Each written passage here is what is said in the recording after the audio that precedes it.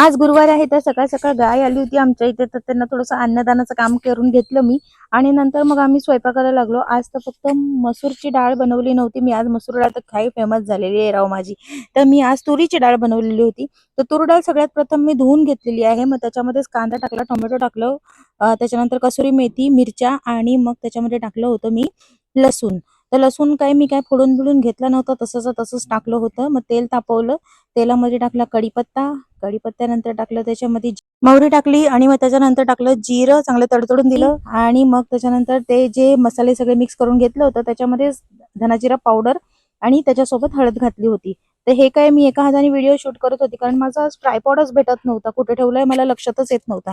त्याच्यामुळे एका हातात मोबाईल पकडला आणि दुसऱ्या हाताने हा सगळा साहित्य जो आहे तो त्याच्यात टाकून दिला.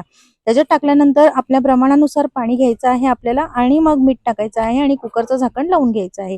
3 ते 4 शिट्ट्यांमध्ये ही डाळ शिजली जाते एकदम व्यवस्थित. तुम्हाला कशी वाटली रेसिपी मला नक्की कमेंट करून सांगा. आणि हे आहे माझ्या मावशी, माझी आजी, माझी आई, हे सगळेजण आता गावाला आम्ही आलेलो आहोत. तर सगळे मस्त गप्पा बिप्पा मारत बसलो होतो.